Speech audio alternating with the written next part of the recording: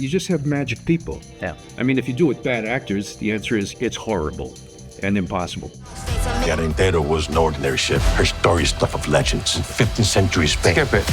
No story. Just tell him about the plan.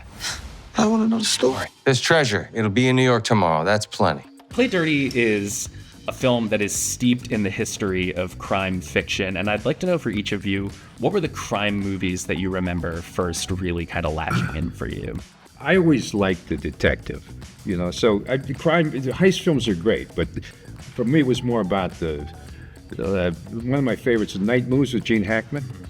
I mean, that's just prime stuff because it's a guy who hates himself, it's existential, doesn't even know why he's doing what he's doing, but he just does it because he's good at it. And I think there's something to that's sort of not even knowing what your allegiance is to, but you just feel this sort of draw to not give up or quit. And there's a lot of similarities between Private Eye and the Western, too. It's that frontier justice kind of mentality. So I always like that. Walter Hill, Hard Times, Charles Bronson, James Coburn. Love that movie. Illegal, bare knuckle fighting, Jimmy Cagney, Roaring Twenties, Angel with Dirty Faces, Public Enemy, and the list goes on. Was Bronson at all an influence on your Parker here in Play Dirty? No. I mean, I watched all the other Parker movies. I'm especially fond of Lee Marvin in Point Blank and Robert Duvall in The Outfit. Obviously, having Shane at the helm, infusing so much humor.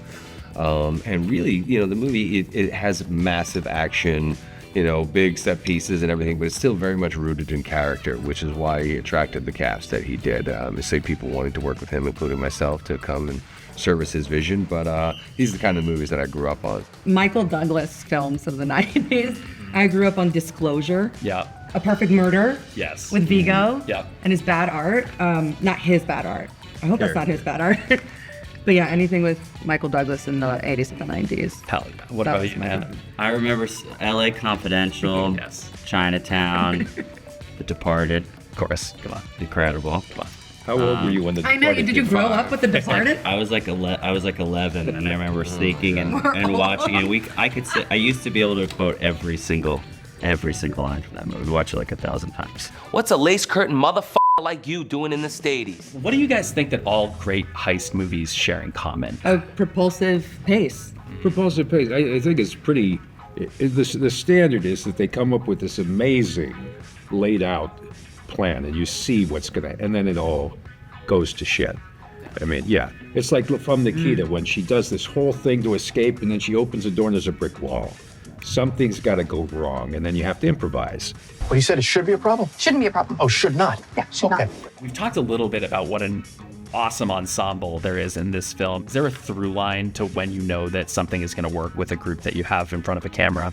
When you're laughing a lot on set, sometimes, I think the majority of the time that's like, oh, we're going to see something, we're going to see ourselves having fun. And then other times you're like, we had so much fun. What happened? But I think for the majority of the time, if you're laughing and enjoying what you're seeing on set, I don't think you can go wrong if you have Shane Black, though. I think just the script is so good that everybody wants to be part of his movies because he writes these great scripts, and then he has these, obviously those incredible action scenes, but you also have all these scenes where we all felt so loose. There's a lot of loose improvisation and fun, and Drove Shane crazy. No, that's I'm happy to take credit for your improvisation. Like, yeah, we were. I just told him what to say, but every instinct of yours was spot on. When you came to say, I want to try something, we saw it last night in the theater. Everyone's like, every choice you made was like spot on. So funny, so funny. Thanks, guys. That was close, huh? Sure was. There is the thing where everybody's come because of the material. Yeah. And like I said, the characters are very rich. The movie is deeply rooted in character. Yeah. So to have people attracted to the material and everybody's coming to serve his vision with room to play and try things and improvise, those are unique situations. Usually you'll be like, okay, this is interesting, or my part is interesting, but maybe there's some other weak links within the story of the script. But it was very strong, and it was... Well, but then you also, like Mark is good at getting one per the script. You go buy the book. Okay, we got that one. Now you want to, and he'll keep up with. You've seen the Ted movies. This guy can riff. Oh, yeah. With everyone. Yes. So the sandbox idea, let's get together and play and see what's in the sand. And for a movie that is as tightly plotted as this, How hard is it to navigate those sort of moments of improvisation where you do want something organic to come out of it, but you have to stay kind of close to the structure in order to move from scene to scene? It's organic. You just have magic people. Yeah. I mean, if you do it with bad actors, the answer is it's horrible and impossible. But if you do it with people who inherently, implicitly understand the necessity of just capturing little sparks of life, like there's like comedians do this. They say, "Do you ever notice how?" And they take a little piece of life to go, "Oh, I never thought about it like that." These guys are good at that. They're very good. My favorite moment in the film is when Kincaid walks into the building and it's like your introduction, I think. You hit your vape and you go, "Hi," and it's just a cloud of like, I love that. That's my favorite. That's the thing, is I love the performances in this movie, and it's such an easy group to spend time with. Mark, for you, obviously, you have this awesome lineage of, we've all got to adjust. You have an incredible lineage of performing in crime films. We talked about The Departed already, Italian Job. IGN are huge Uncharted fans, obviously big gamers. What was it about Parker that you found the most unique and fun to latch onto as a performer? Just the code that he lives by. You know, he's going to do the right thing, but if you cross him, it's over.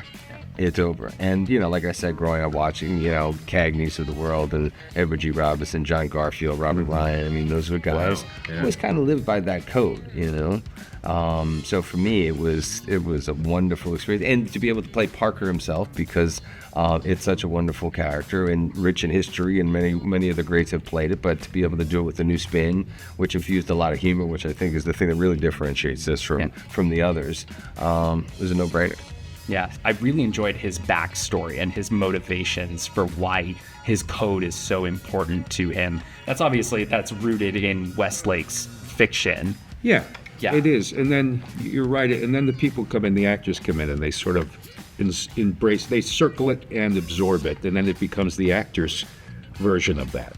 And I think we had magic people so that, I'm hoping Westlake would be peppy. And kind of going back to the rich history of these novels, most of them were written in a time before the internet or cell phones. What was it like sort of retrofitting those stories to the modern day where you have to kind of work around technology? That wasn't me. I had two co-writers, Anthony Bagarozzi and Chuck Mondry, my friends of 40 years. They're tech guys. They knew what phones we were using and the app that we were using. I'm like, does it work like that? Okay, good. I don't know how phones. I can barely get my mom on the phone. Yeah, but with Parker, it's all about psychology. He would have the other people. He has the right people who kind of fill those positions and understand technology and things like that. But it's still very much a chess game for him, plotting his next move. We don't have to steal it from the UN. El Presidente's Rob is already doing that for us.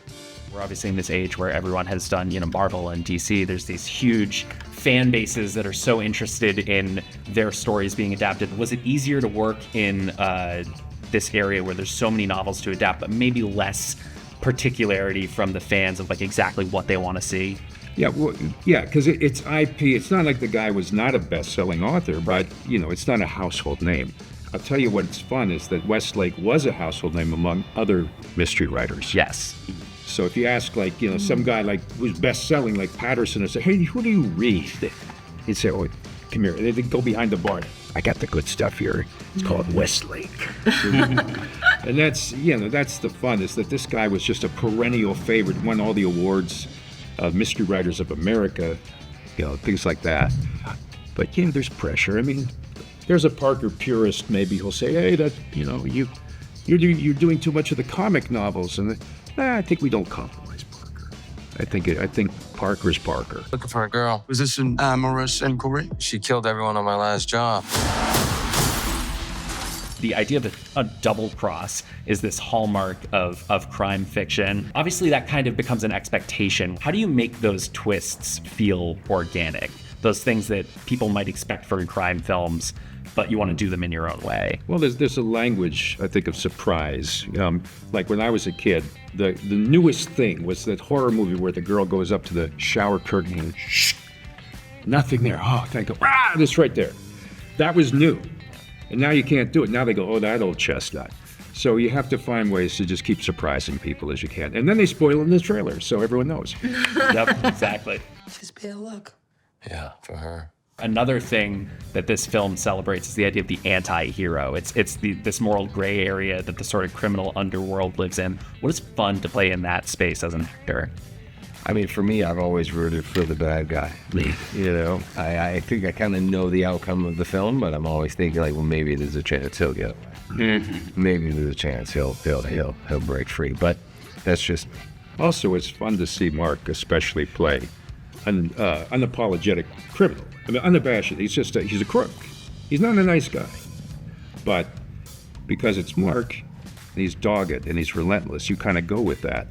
And also the other crooks in the movie are worse. He's like the entrepreneur, the American, the little guy going up against the syndicate. And I think everyone always likes that. Yeah, almost as if like they can get away with anything as long as they're steady and true to their self, and that's certainly fun. And the code that he mentioned, the code that this criminal lives by. Yeah. He's tough but fair. I needed him alive. It was a big score until you put a bullet into my own. You killed him again? Last time, I promise. Here. Oh, you're such a gentleman. Thank you. No, thank you.